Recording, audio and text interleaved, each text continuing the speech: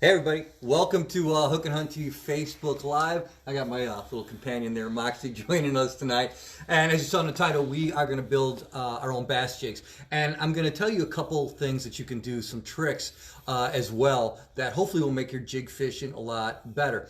Now, even when I was getting jigs, factory jigs, I would never fish them just like they were out of the package. So I'm going to show you a couple things that you can do when you're building your jigs to make them better. Now, of course, it's brought to you tonight by Real Grips. So again, if some of you comment, you're going to have a chance to win a set of these Real Grips. And if we don't get to all your comments during when we're doing this, hey, I'll answer them after this is over. And if you got any questions, rest assured I'll answer all your questions. Also, if you like the information on making your own bass jigs tonight, please make sure that you share the post. And I'll show you this now, and then when we're done as well, make sure if you use that code Hook and Hunt 10 right there, that you will get 10% off on anything that you get from Lure Parts Online. And as you can see, we're going to be doing some stuff in the future more with a new rod building kit, and you'll see that as well. So let's get to building your own jig. So the jig that I'm going to be using for this, and I looked through a lot of the jigs that Lure Parts Online had, and I picked the one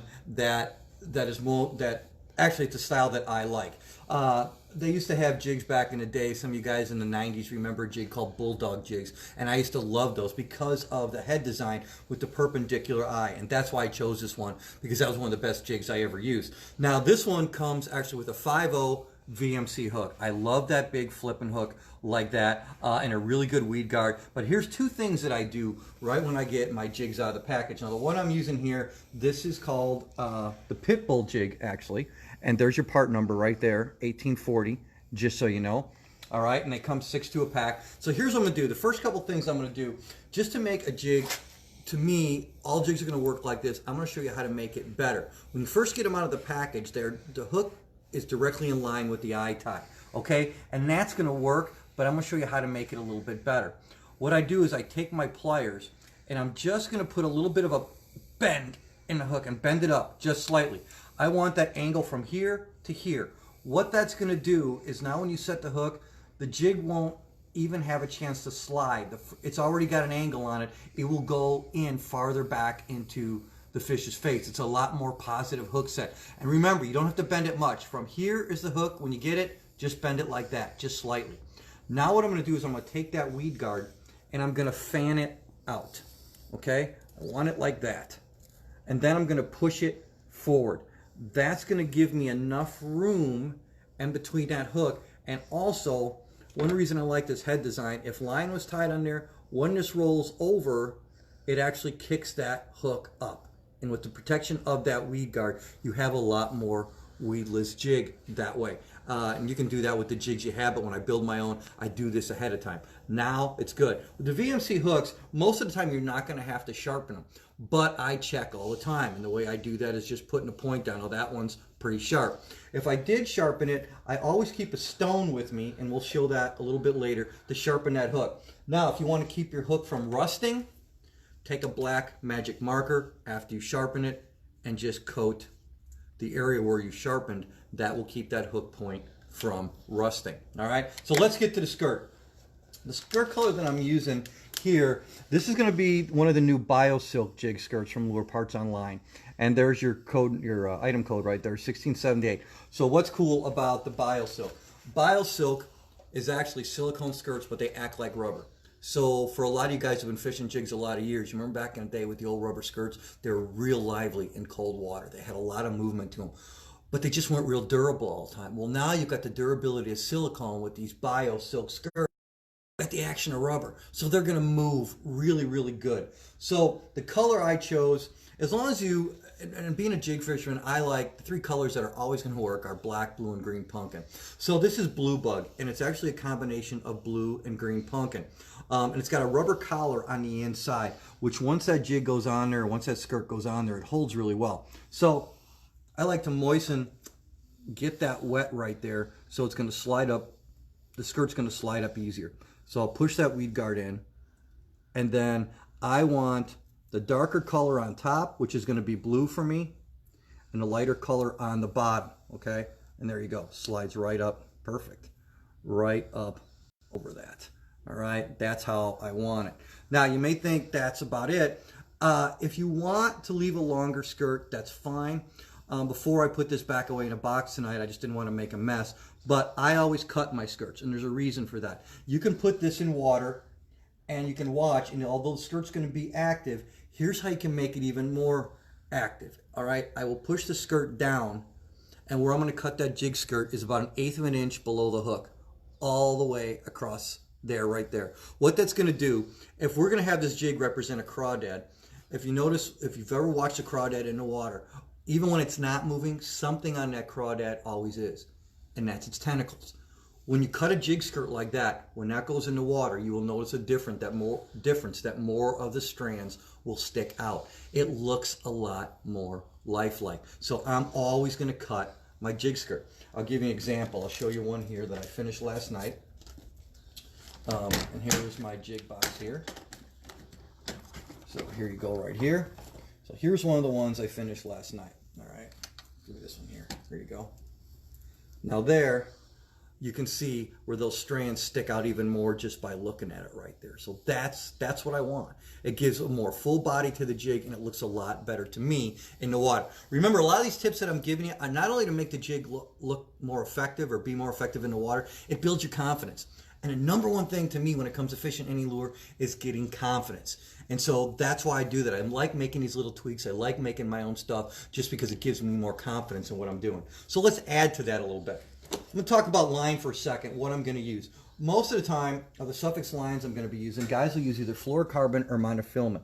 This is a new Suffix Advance, and this is the Advanced monofilament. It's got half the stretch of regular monofilament. Good line, really abrasion resistant. I've always been a fluorocarbon guy, and I love the Castable Invisalign. Both of these are in 17-pound tests. That is my main line for jig fishing. Now, I'm going to show you a little craw that I put on here. And this is, you can get any of these at Shields. These are just the Shields Outfitter craws. I like these. There's a lot of action to these right here. And here's how I'm going to thread this on here. This jig comes with a keeper, okay, on it. So what I'm going to do, in this case, I'll put the blue on the bottom. I'll put the green pumpkin on the top. That way I get a little bit of flash when the jig is falling. So we're going to thread it on a little bit. Just right like there. And that keeper is going to be really nice to where it holds it. And that is going to be my jig. But now I'm going to do something else for you that maybe you guys haven't seen before. One of the reasons I like this craw is because it's got a hollow opening in the head. Okay, so you can put scent in there, you can do whatever you want. Here's something that I like to do and have started doing. These are brass rattle inserts. Okay, and here's a part number on that. It's 1772. So with that hollow head, I'm going to take that brass rattle right there, and I'm actually going to stick it inside the craw and stick it all the way down in there. And now get it down there a little bit more. This is hollow enough to where it has room. So now when my jig moves, you might be able to hear that. It's got some rattle in it. So now when I pop my jig and let it fall, that rattle is going to be going, and I'm always going to have some sound in there. If you don't want sound, most of the time I fish a jig with not a rattle in it, but if you want to do that, you can easily do it and then pop out the rattle when you're done. So that's all really there is to making your jigs, and I'm going to just show you a couple here that I get set up. Like I said, I like green pumpkin a lot. It's a lot clear water. Here's another color I like, which is a green pumpkin and a light purple. That's really good. And then this is a really good one that I like that mixes. This is another one of those skirts here. This is kind of like a blue and green pumpkin. I have a lot of varieties of black, blue, and green pumpkin, sometimes some brown and oranges, but those are the ones that I throw the most. Now, most of the time, I throw a 1/2 ounce jig. Reason being, if I want a slower fall, then I will put a bigger trailer on it. If I want a faster fall, then I'll put a smaller trailer on it. The reason I use 1/2 ounce is because I can feel that better in just about any weight.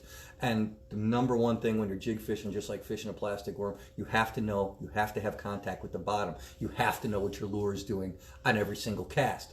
For those of you maybe just starting to fish a jig and you're not really sure how to fish one, here's what I tell everybody that's learning to fish a plastic worm or a jig, is when the weather gets nicer, take it out to somewhere where you can see it in the water, where you can make it do what you want. You want to make it look like a crawdad. If you're not sure what it feels like coming over rocks, throw it in some rocks, close your eyes, pull it through those rocks and see what that feels like. Do the same thing on grass. Do the same thing with some sticks in the water. Pull it up over the stick. See how your jig flips over it and how it falls down through them. Once you know what your lure does and you learn what you can expect from it, then when that bait is 50 feet away and 10 feet down and you can't see it, everything you come in contact with, you're going to know what it is because you've already felt it. That's what learning what your lures can do. And when something happens that doesn't feel like anything that you taught yourself, you set the hook. That's how easy it is to fish a jig and plastic worm. It's all about bait awareness. Making your own jigs and learning how to fish them, that's the reason why I usually stay with one head design, because I want to learn what that head feels like coming through cover. So hopefully some of this has helped you out. Again, we're going to talk a little bit. I just want to bring up again that Bio Silk Jig Skirt. If you haven't done this or seen these yet, go to Lure Parts Online. Here again is that code. And like I said before, if you like this information, you thought some of these tricks helped, please share this video. We're going to be doing more of these on building your own baits. But if you like this about building your own jigs, check out Lure Parts Online. There's tons of skirts in there. And really, there's a lot of great ones on there. Remember something, that a lot of the stuff that Lure Parts has online, like when we showed you how to make the bladed jigs, realize that those blades and those jig heads are made right in Springfield, Illinois. They're not shipped from another country. They're made right there. And that's where Lure Parts Online is. You can get a lot of this stuff. Check out all that.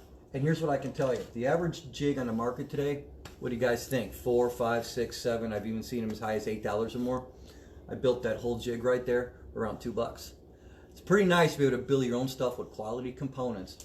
And that way, when I get a bag of skirts, I got 25 skirts, I get a couple bags of jig heads, I can mix match, I can do whatever I want, and I can put my stuff together. It's really cool. As you've watched the show this year and watched some of these lives, you know how much I really enjoy building rods and catching fish on it. When you get to build your own baits and rods and catch fish on it, that is awesome. And on top of that, whenever you build something, you always build something different than somebody else has. Make sure you check out Lure Parts Online. Hope you use that code. I hope this was helpful for all of you. I appreciate all of you tuning in. Please share it, as I've said a couple times already, if you really enjoyed it, because the bigger we get, the more cool stuff we can do. Hope you have an enjoyable evening. We'll see you next week.